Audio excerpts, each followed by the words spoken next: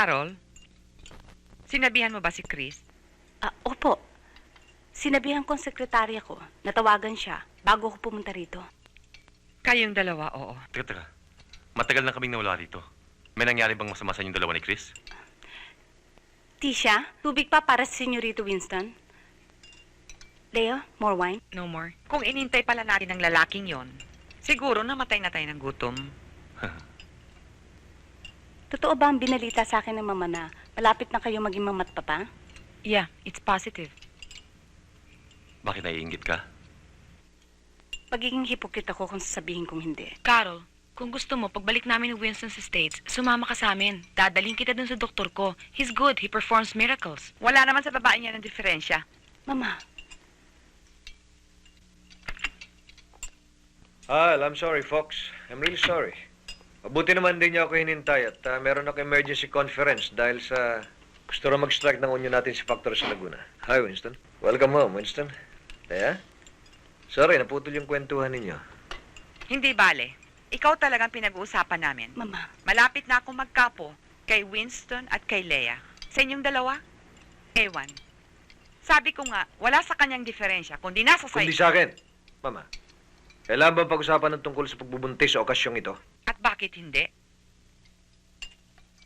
Hindi naman kayo iba sa akin. Kulang na lang siguro sabihin mong ako isang bastos, Chris. Pero huwag mong kalilimutan, pamamahay ko ito. Akong nasusunod dito. Kung ano ang gusto kong pag-usapan, walang makapagbabawal sa akin. Alam ko, nagpapalabas lamang kayo mag-asawa, nagkukunwari kayo ni Carol. Pero ang katotohanan, hindi na kayo nagkikita at hindi na rin kayo nagkakausap. Hindi kayo nagsasama at hindi na rin kayo Paano kayo magkakaanak? Kaya sabi ko, mas malaking diferensya ay nasa sayo. Nambababae ka, hindi ba? May babae ka! Niloloko mo ng aking anak! Ano? Bakit hindi ka sumagot? Ikaw ang bahala, ingrato. Madali kitang may babalik doon sa pinanggalingan mo. Doon sa basurahan! Bahala kayo. Ano nga palang sakit na anak mo? Comatose na siya ngayon. My God. Nabalil siya. At sino naman demonyong gumawa nun? At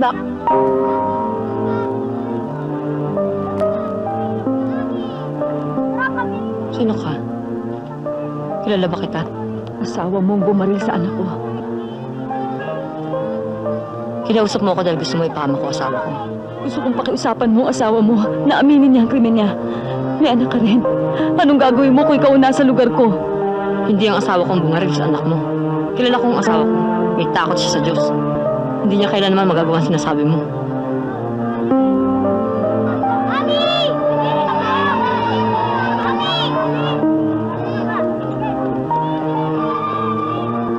Basa ka na naman ng pawis. Sino yung kausap nyo? Wala. Akin na. Ako na magdadala nito.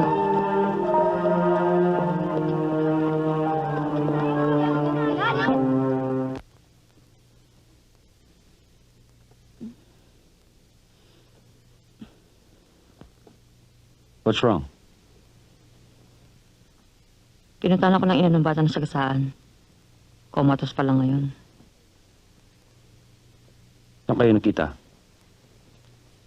Sa eskwelahan. Kaya mo kakusama ko si Daddy para makausap niya ang abogado. Ano gagawin nila? Susulatan yung babaeng yun pagkatapos tatambakan kami sa katutok na bodyguard. Kung kinakailangan. Ayoko na magulong buhay, Tato. Lalo na para kay Don Don. Nakakahiya na nga tayo sa lahat ng mga dyaryo eh. Yung mga magulang ng kaibigan ng anak natin, iniiwasan na siya. Yung mga kaibigan ko. Dali, please. Ginagawa ko naman ang lahat eh. Para sa'yo, sa korte, sa batas. Pero paano kami ng anak mo? May isip na si Don Don. Mabuti pa kaya, magbakasyon na lang muna kami hanggang di pa naayos tong gulo na to. Hindi ko kaya to. Iiwanan niyo ako? Hanggat magulo pa. Dali, please. Wag. Hindi ko kaya mag-isa.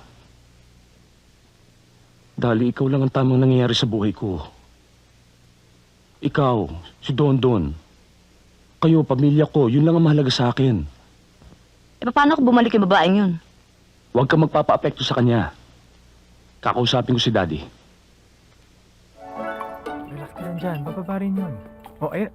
Beauty! Classmate ko. Hi! Ay, oo. Halina't magpalamig tayo. Si Mark pala. Si Beauty. Hello!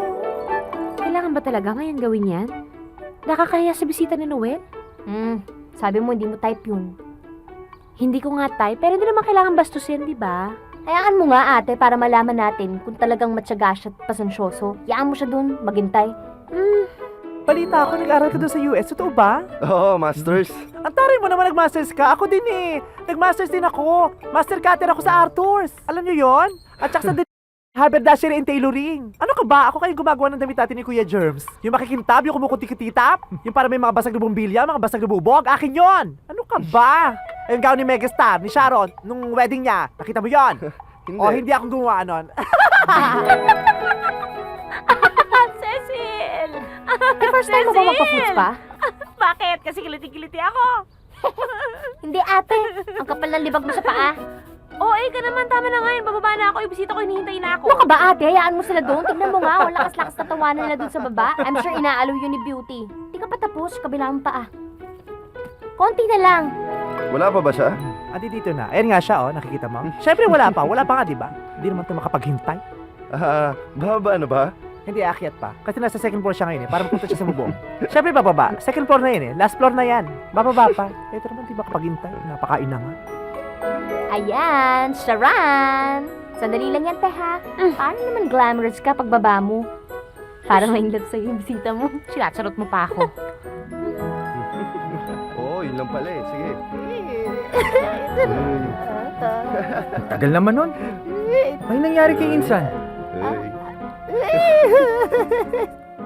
O, tapos na, ha? Bababa na ako. Chak! Chug! Beauty! Ano na? Kamusta na si Mark? Bababa na ako. Wala na siya. Bakit? Asa na? Umuwi na.